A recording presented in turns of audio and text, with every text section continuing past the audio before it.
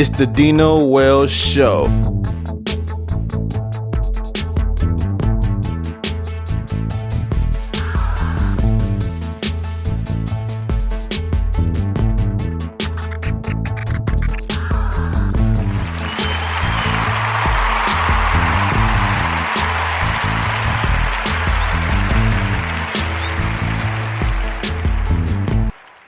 A bright light and synergy to the mind, body, and spirit keep this young lady going.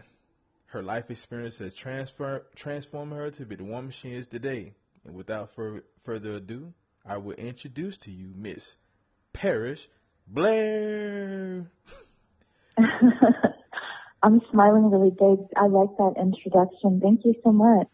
Thank you as well for coming on. Now, I have a question for you. What is a vibration alignment consultant? Well, what that work started out as when I first, created that title for the work that I do, it was really helping people to understand the practical ways to apply the law of attraction. Remember The Secret, the movie The Secret, and the book series The Secret? So a lot of people, some people thought it was BS, and some people really saw that it's real, but it wasn't consistent, and they couldn't put their finger on what made it consistent versus not. And so because I was living it and I went kind of kamikaze style, I decided I'm going to be all in. I'm not going to just do a little bit. I'm going to do everything, which is basically change my lifestyle to where I always remember my thoughts and my feelings are making things happen. My thoughts and my feelings are making things happen. So how do I feel right now? I feel good, but I feel like something's missing. Okay, so you feel good and you want this. That's on a different vibration than I feel good, but something's missing. So, and you can just feel it. Even if you just say it, you can feel it in your body. So I started practically showing people that I was doing reflexology and more physical healing modalities, I don't even have to touch you anymore. You don't even have to come in for your session, and I can help you just align with the vibration of what you want. And it kind of has transformed and evolved into so much more than what I just said right now. But the bottom line is, my passion is showing people that you can create what you want and feel the vibration of it. And then your whole journey after that is matching it. But that is a beautiful thing. Now, what was your inspiration for that?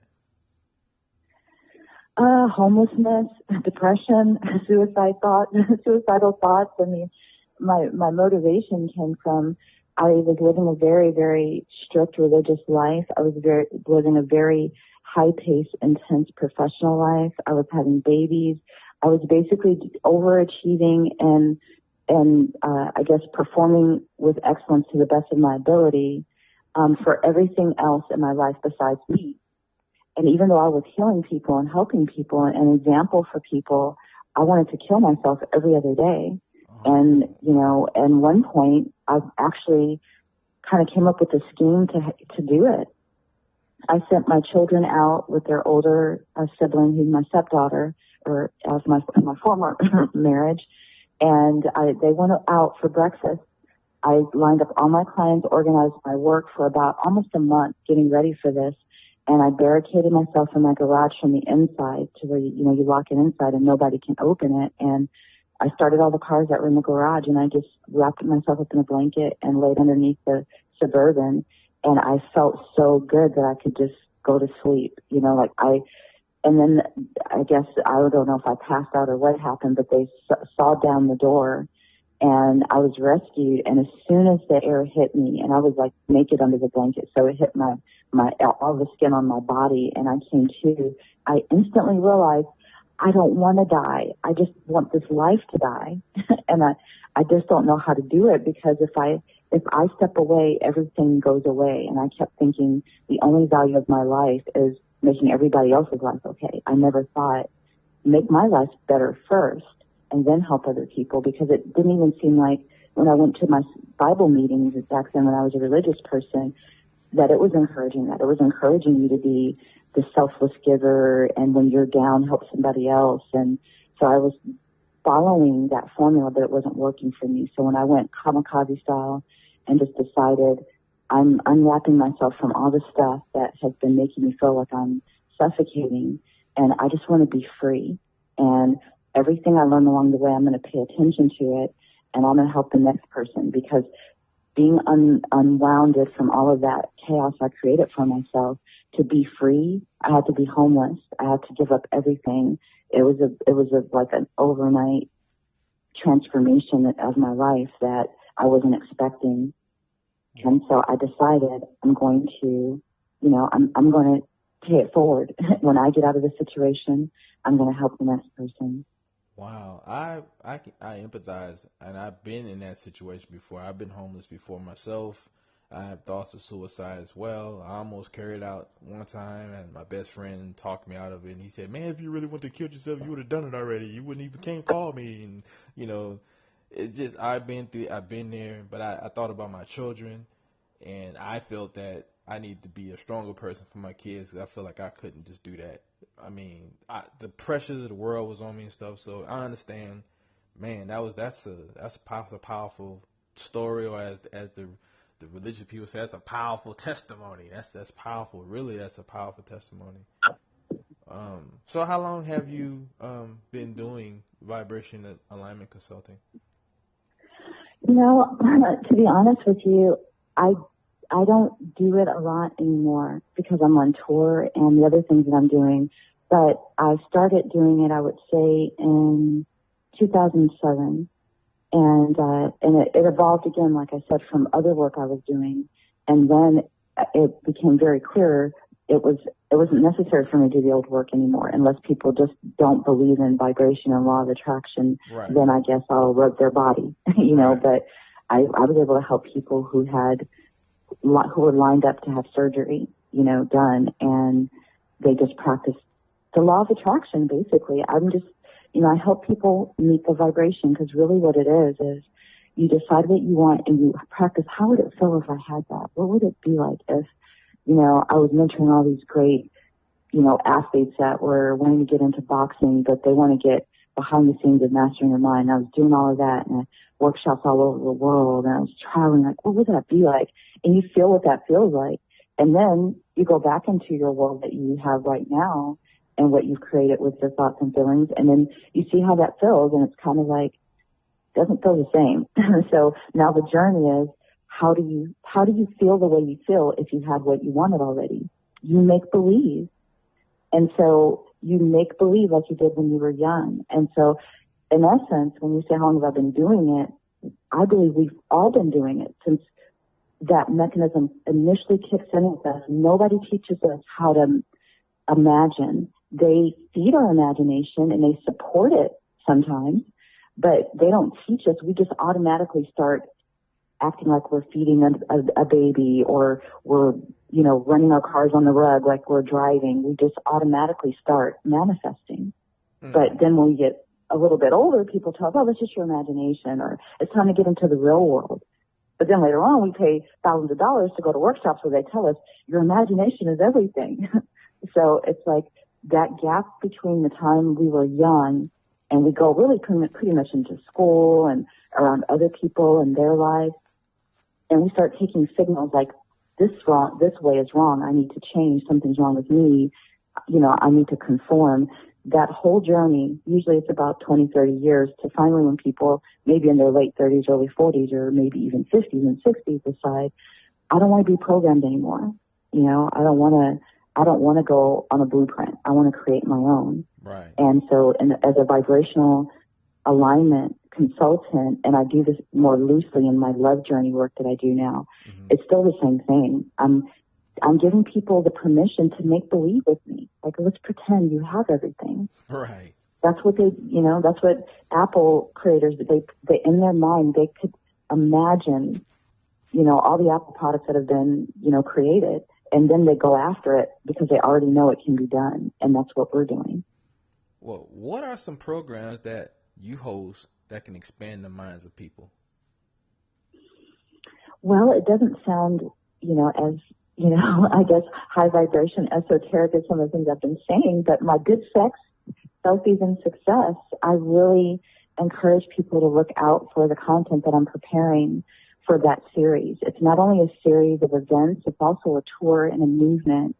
And it is geared towards women. However, I want the men to pay close attention and stay close by, because the portions where we get to go co-ed, I think the men are really going to enjoy, and I know the women will, because I was given this as an inspiration when I was transitioning after my second divorce. I got an inspiration to create the Parish Blair Love Affair tour. I didn't know exactly what that was, but it started to evolve, and now it's an international thing that's going on all by itself almost. And then at the end of this year, the same type of inner guidance started showing me good sex, selfies, and success. And it's basically saying, that's your journey, kid. That's how you got everything that you got, through practicing good sex. And that's not only what we usually think that means when we talk about good sex. Right. And, embracing the selfie. I didn't even know what a selfie was when I was doing this. So it's really talking about social media and the power of that, and success. And, I've met a lot of successful people, on my journey, and success is different for me. It's not about how many people know you, what you've done, and how much money you make. It's like, what kind of life are you living? Because I've got, clients that are well into the 7 figures, 8 figures, that have been my clients, and they're not happy. And so they're coming to my little modest, healing home to just learn how to love themselves and be happy. And I feel like when they get that, they're truly successful, because money, anybody can make it, and money doesn't really even have any value. It's all perceived value. So Right. The good sex, selfies, and success, I think, is a fun way to tap into what we were talking about at the beginning of the conversation, but from a more lighthearted, sexy approach, which is pretty much, I think what I've become more popular for. Instead of love, it's been about sexuality, but that's fine. Right. I'm totally okay with that. Now, could you break down to the listeners what does good sex mean, so they won't get the wrong misperceptions of what you're saying? Sure. So what good sex means is a couple of things. It definitely means get off, enjoy the orgasm, enjoy the pleasure of it, pursue your kinks, have good sex, not this is the kind of sex I can get on Friday, or this is the kind of sex I expect because this person did something for me. But like, go into the pure, it's all about the physical, mental, emotional, the sensual pleasure of that experience. Good sex to me also means being good to yourself. If you're not healthy, some of the things that we're not getting, and women say they're not getting strong orgasms, and men aren't getting the erections that they used to have, they don't want to look at something as simple as, let me breathe better, let me drink more water, let me look at the quality of food that's going in. It's kind of, yeah, but I've always eaten this way and I've never had this problem. It's like, but you've done it for decade after decade after decade, and now your body's talking to you, telling you it's time to do better, and so I encourage women and men to, look at your physical body that you're bringing to the table for someone to enjoy.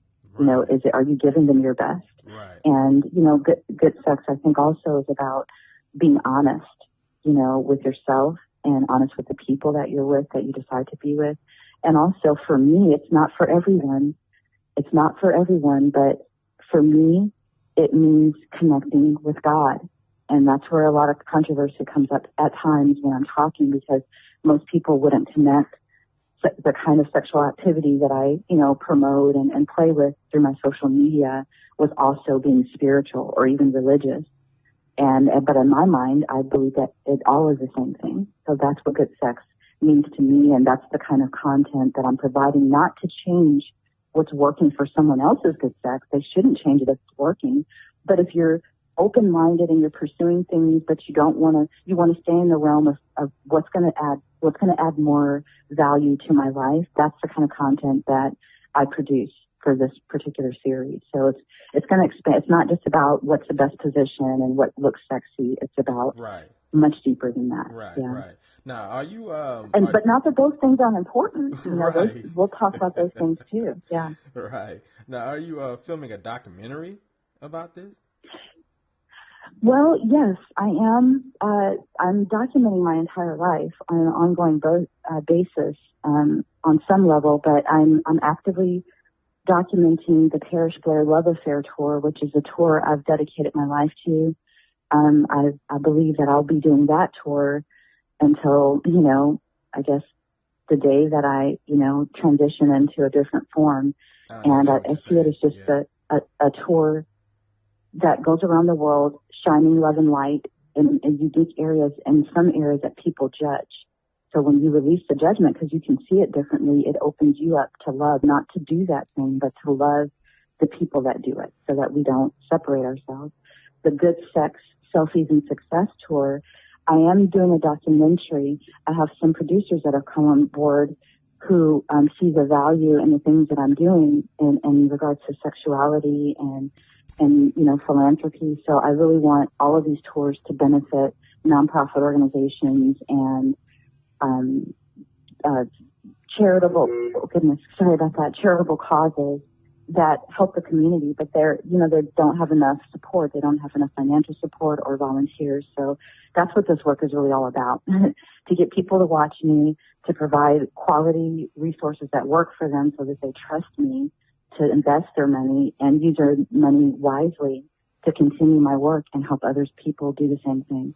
Now, why do you think why so many people close-minded when it comes to good sex, or, why are there so many closed-minded? You think it's because of religion aspects of it, or, their religious belief, their upbringing, why, society? You hit them all. That's it. That's it. You're hitting them all on the head. That's all of it. You hit it all. That's absolutely the reason. Wow.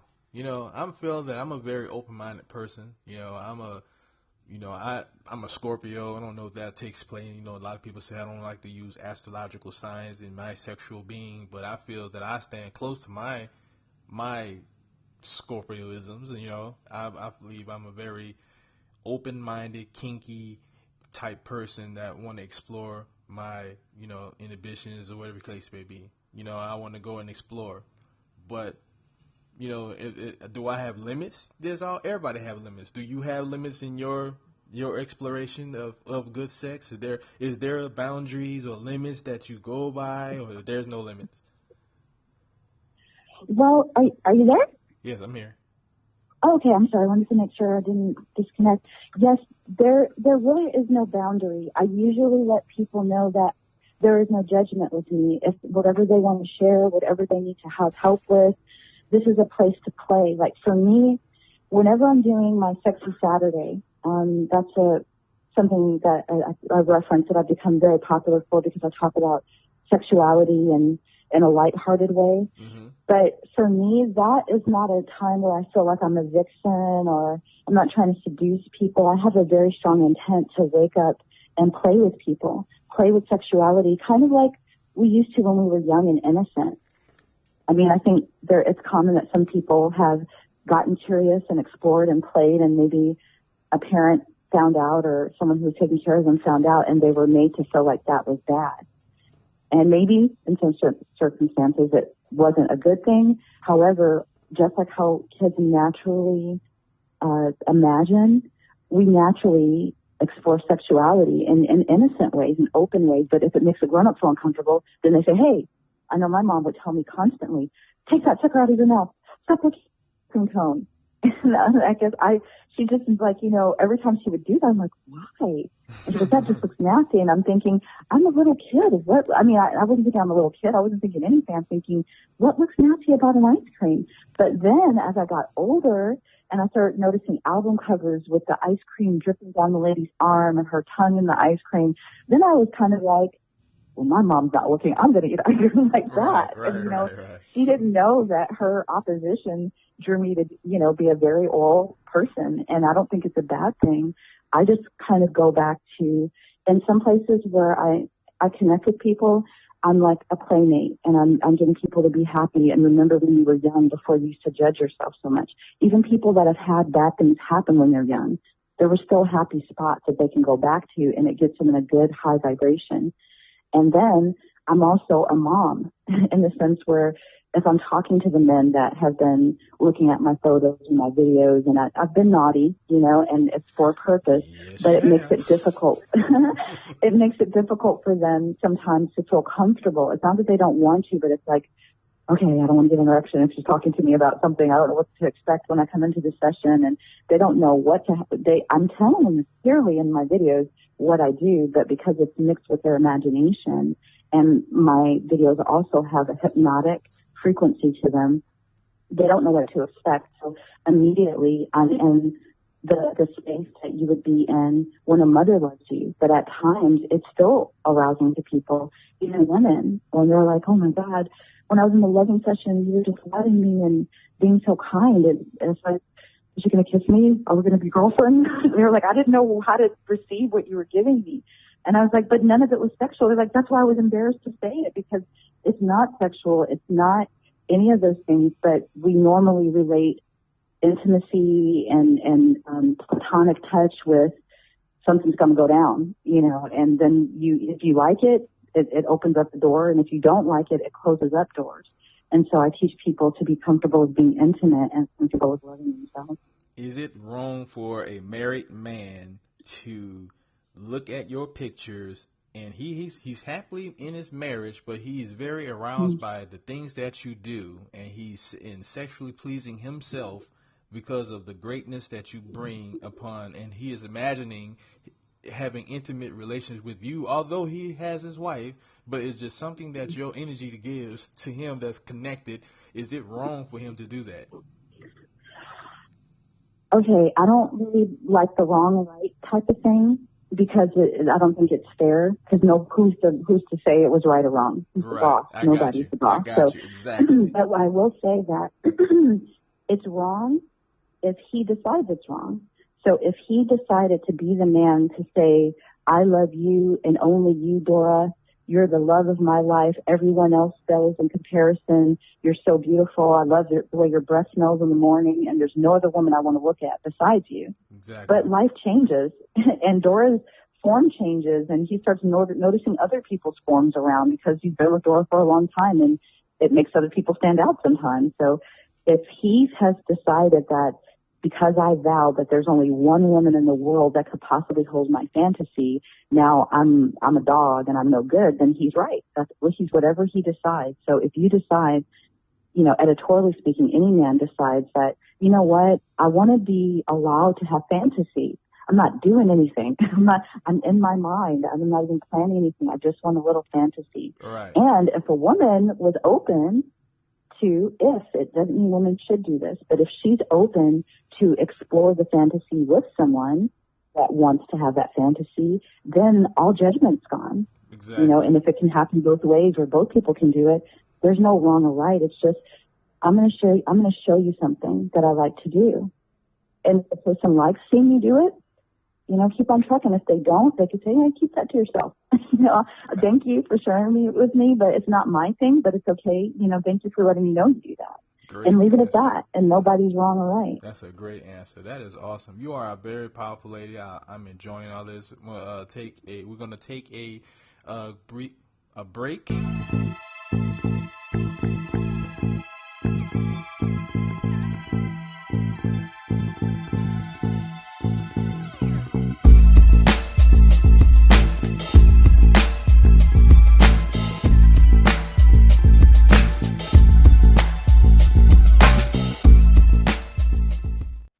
We're back with the wonderful Parish Blair. Thank you so much. Where can the listeners find you on social media? You can shout out your social medias, where they can find your videos, or your social media, your Instagram. I know nobody don't have MySpace no more. Your Facebook, any Snapchat if you have that. Okay, let me see now. I know that my largest activity really happens on Facebook. However, there are times, because of my naughty content, if it gets reported, you might not see me active, but my biggest audience and most of the things that I've been documenting along my way started on Facebook. So I suggest that people listen up there. You might find that there's a limit to how many people I can have as a friend, But if you send me a message at Parish Michelle Blair on Facebook, when I receive that message and you let me know you heard about me, now you have to let me know that you heard about me on the show, because I'm making Dino's friends a priority because he's my friend. But if you don't say that and you want to be a friend, there are other people that want to be friends. And, you know, I really try to honor my word if they want to be a friend. I don't know what you can see being a friend versus a follower, but you can always still follow me. I don't know if it's limited if you're just following. But I have everything open so people can see. So hopefully you can see everything anyway. Yeah, I can follow you on Facebook. We're friends on Instagram. I don't have you on Twitter yet, but Facebook I can't. Yeah. I can't. But I'm following you. Yeah, I don't know if you can see everything. I hope you can, or if it's you see something different if you're a friend. But on Facebook, I'm Parish Michelle Blair. On YouTube, a lot of my video series are there. I'm Parish Blair. It's the Parish Blair channel. On Twitter, I'm Parish M. Blair, I believe. It's either Parish Blair or Parish M. Blair. And I'm on Periscope as Parish Blair. And pretty much you can, you know, look me up. Just Google her. Just Google her, y'all. Google her. Sound like that. But yeah, I'm accessible, and it overwhelms me, Dino. And I don't know how many times you've had this experience, but I never thought any of this was going to happen. I wasn't trying to do this at all. I was trying to do the opposite. I was trying to make my production company look all big and get people interested, and I wanted to be the Black woman behind the scenes, because I thought, well, the people that I want to feature, I want them to know this is going to be a diverse project, so I don't want it to look like a Black person thing, even though I'm proud of being Black. I want everyone to know they're invited. So I branded it a certain way, and I was nowhere on it. And so now it's the opposite. And so I've never thought that people can see me, but I can't see them. So I've been at the hospital with my mother, and people have been telling me to smile, and they like my smile. They call me Sexy Saturday Lady. When I go out to get dinner sometimes, I'm like, and I'm not even that big. I mean, there's people who have thousands more people than I do, but I guess maybe it's the local people that follow me. But it means something to me. I say all that to say I'm not, you know, I don't care how big my following gets. I'm very, very, very clear that the only reason why I'm traveling the world, the only reason I'm able to talk to Dino right now, the only reason why anybody's interested in anything I do, it's because of people that follow me regularly, and I appreciate that. That's a big thing because there's so much to see on social media. So the fact that you look me up and you follow me means a lot. Yeah, I remember meeting you on Periscope. It was on somebody's Periscope, or was it Blab? I don't remember if it was Blab or Periscope. I think it was Periscope, though. Blab is not around anymore. Did we connect through Raven, or did we connect before that? It probably was through Raven, wasn't it? Remember Raven? Yeah, it was through Raven. Yeah, it was that. So, but then just the energy that you have, just the things you have going on, and now to learn more, just in the opening of this interview, the opening of it, just to learn more about, we have that in common. Like I was homeless, the suicidal thoughts, all that stuff. I've been through all that, and just to get to where I'm at today, and just to know that, and you're very open-minded, and you want to open and help people sexually and good vibes and vibration. Like I said, I want to learn more about the chakra thing. I want to get more into yoga. You know, I want to do more of that as well, and I want to build my mental stamina when it comes to growing in this business, as well as intimacy in intimate level as well. So, and just learning that from you and watching you, yes, it's a beautiful thing watching you. You know, my girlfriend, I know she's like this. I'm just gonna say this. She was like, "Is she a porn star?" I'm like, no, she's not a porn star. Like, no. No, I'm not. Or I'm a normal woman that's having some very unusual things. Well, I wouldn't even say it's unusual. I think a lot of people might think the things that I'm doing, or not that they would do it, but they think it, but they would just never do it. Well, my life, you know, I died and came back to life, and I decided I don't care if I never was afraid to be my sexy self because of men. Like, oh, if I'm too sexy, a man's going to do something to me. It would sometimes overwhelm me, the power that I had with men. But the thing that would shut my shit down in a minute is when my sisters, and I don't just mean melanated sisters, but women, when they didn't treat me nice just because male energy gave me attention, and I wasn't even trying to do that.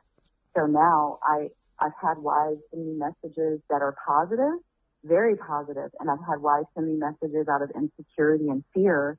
But I know it has nothing to do with me. All I'm doing is posting a picture. If that's the things that are happening in their life.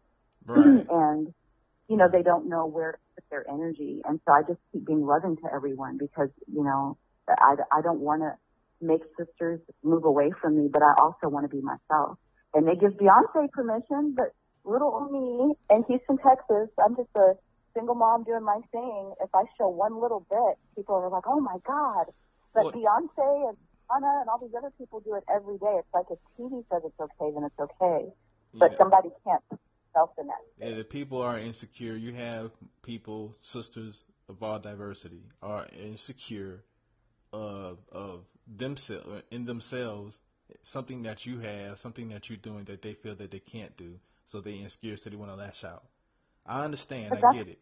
I think that's why the Good Sex, Selfies, and Success project is powerful because, like I said, initially I'm connecting with women to help them feel comfortable with their sexy because maybe they're mad at me because I'm sexy because they know they got a sexy, but they don't have anywhere to flex it. So showing them you can flex it wherever you want. It's yours. You get to do it. And I don't mean low-cut dresses or anything. Everybody has their definition of sexy and what makes them sexy. Right. I'm wanting it mission as another woman. You're beautiful. I celebrate you, and use it to be a better whatever you are, especially a better businesswoman, you know, and, you know, I believe that once we have that clear vibration of women feeling good about themselves and women loving themselves, when I can get those women to that level, I know thousands, I'm seriously tens of thousands of good men that reach out to me that are saying, I tell them all the time, I only have one vagina. I'm not trying to get everybody. I just been doing what God is guiding me to do. And I know it's unique, but I'm not trying to get in trouble or get anyone else into trouble. But I meet so many men that are good men. I don't talk to the bad men, so I don't know what they're about, but the good men that really just want to serve women and be good to them. And they can, you know, chew gum and walk at the same time. They know how to be around feminine energy, but not cheat. And all of that, I want the women to see that there are men like that. And so that's I would the like next to. question I was going to say. Do you have men that's very genuine, that's not about doing any infidelity and all that? Because I'm not an infidelity type person. Yes, I'm a very sexual person. I'm a very flirtatious person. It gets me in trouble a lot with my girlfriend, but it's my character. And I tell her I don't never overstep my boundaries. Like with you, you're a very beautiful lady. Your energy is off the chain, but I would never come at you in a disrespectful energy or anything like that. Cause I know. That's exactly what I want the sisters to see. You know, like they always think, oh girl, I would love to have margaritas and just look at your inbox after Sexy Saturday. I know you get all kind of dick pics and crazy, you know, advances. And I'm like, you know, no, actually the I guess the new term is lit. The most lit that comes at me is on my page. And I believe that those guys are very respectful considering I'm the one that's starting it. And I'm like, you can see everything but, you know, the goodie spots. So I think those men are very respectful. And where other people are like, I can't stand where those guys talk on. And I'm like, they're having fun. I'm encouraging them to do it. It's the reason why I'm doing it. And now even women chime in, you know, and there are some women that inbox me and they're like, I love what you do, but I'm a school principal and I can't do it like you, but I like watching you every Saturday. I get my Starbucks coffee and I look at what you're putting out, and that makes me happy. So I want the women to see that, you know, they automatically think a negative thought if they see a woman being sexy and their husband or man looking at it. It's like, for me, what I started doing once I got out of religion and everything, I know I'm always looking at women, and it's not because I don't like men. I adore men, but I check out women instead of men. Like if there's a party full of people, I'm usually checking out the women. I'm looking at their ass, I'm looking at their face, I'm looking at their tits, they're funny to look at to me, but I love men.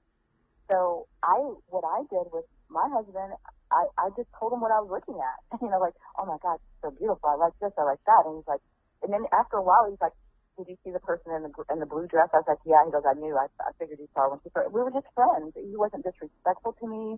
I wasn't disrespectful to myself. We were just admiring people together. It just so happened that it was okay that it happened to be women. And I was okay that he was looking, because I know I was looking too. But instead of looking and This being goes. mad. This goes to one of my questions that I want to that I actually scratched off the list that I was going to ask, but I'm just going to bring the question back before we get off this show. What is your take on threesomes? Um, I've enjoyed them in my lifetime. I I have think too.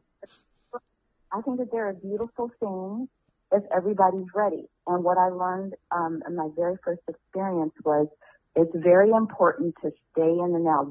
First of all, don't even think about doing it as a couple if you already have problems.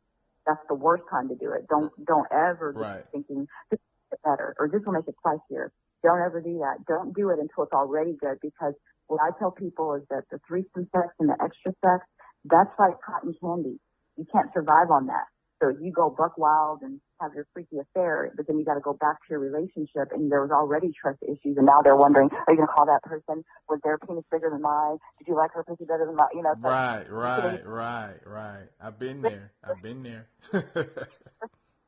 do it when you're happy and do it with the right person. It might not even be that it's because you have a relationship that has trust issues. It might be, I know single guys in the open lifestyle arena that say, some of the single women that try to get in and see if they can hang, they'll invite them on a cruise or a trip, and then they'll just go crazy, even though they know this is not my boyfriend. He's not a player. He's a man who wants what he wants when he wants it, and he encourages me to do the same thing. And we just want to do that. Nothing else. You can't define it any other way, because he doesn't want anything else, and he's being completely honest with you, but they still trick. So it's like you got to make sure and take your time to do it with the right people, too. Right. Right. You most definitely correct. And my last question, what is your take on swinging? It's the most, that's what the first part of my documentary is about. The people who invited me to go on this international tour, or who invited my tour onto an international route, as my sponsor, Organic Lovin', and they supply sexual products for pleasure products or intimacy products to open lifestyle swinger people on these beautiful, luxurious vacations. And I'm hearing stories about why people do it. When I had my own preconceived ideas, it was nothing like what I thought. The environment is nothing like what I thought it would be. The people are doing it for a completely different reason than what I thought they would be doing it for. And I have to say, I don't want to be a swinger. I'm very swinger friendly as a single person, but I don't want to be a swinger. But I do admire that those people are more honest and more in control of their emotions and understanding their commitment in the weirdest way ever, more than monogamous people that, would never do that. Right. It's like I'm going to be honest with you. I'm going to let you know that I love and adore you. Nothing. I'm not going anywhere. I got grandkids with you. I got kids. I just want to be sexy. I just want to be around sex. I just want to explore our fantasies before we die. We're getting close to 50 and we haven't done all the fucking we want to do. Have you? Let's go do it together as a couple. I mean, and that's horrific, because Right. you can say, and somebody goes, well, let me think about it, or yay. Or you could say it and the person's like, I want a divorce. You never know how they're going to respond to that. So I respect those people that they were willing to risk, and be honest. And then I respect how they respect their relationships. Just because they can have sex with other people does not mean that they don't have boundaries and if they don't respect each other. It's a beautiful thing. Although, like I said, that's not something that now by the end of this documentary, I might change my mind. But right now, I appreciate what they do. But my orientation is more having the guy for me, and maybe we might play if we decide to do something like that, but we're not official swingers. Right. I understand. And do you consider yourself as a polyamorous? No, I'm a lover. That's all. That's what I'm talking about. Bisexual? Are you this? Are you that? I'm like, if I tried to put myself in a category, somebody would say, yeah, but you're probably this because of that. So I just say I'm Right. a I lover. understand. And give your final thought on this Valentine's Day for the couples. What inspiration, what thoughts, what words of wisdom you can give to couples on this Valentine's Day, and then we're gonna wrap it up. Remember that you're blessed, couples. Remember that your paths cross with this person for a reason. Fuck flowers. Forget about candies and lingerie. If it's going to add more pressure or resentment, talk about what's real. And definitely make sure that you're loving yourself as much as you're loving that person that you're with. And then I want to say, I told you all the social media platforms that you can find me at, but if you just want to connect beyond just the ads that I put out on social media and everything, you just want to connect with me and, for a session or book me or just to get to know each other as friends, go to parishblair.com. That's my website, and you can get directly at me. But I hope that was juicy enough for I don't know if you're wanting the hottest position or whatever, but I would say don't get caught up in the holiday. It's stupid. It's a stupid holiday, Exactly. number one. Every day is Valentine's Day. Sorry to say that about the Valentine's Day show, but, the holiday for me, not for everybody else, but for me it's stupid. So I don't give a lot of energy to how to make a beautiful Valentine's Day. It's more about how to love each other after Valentine's Day, how to keep loving each other after that. Well, I would like to thank you very much, Parish, for coming on the Dino Well Show. It was a pleasure. It means a lot to me. Thank you. We're gonna be friends for life. That's what I say, friends for life. Hey, yeah, we gotta swap vegan recipes and stuff. Most definitely. Thank you for having me. Thank you for seeing the value in what I'm doing, Dino, and having me on it. I'm hoping I can connect with your audience and get to know new friends, and I want you to connect with mine too. So I'll keep sharing your stuff. All right. I thank you very much again, and we'll talk soon. I'm sending you love and light. All righty. That is the Dino Wells Show, everybody. The Dino Wells Show. That was Miss Paris Blair. Wonderful woman, great energy.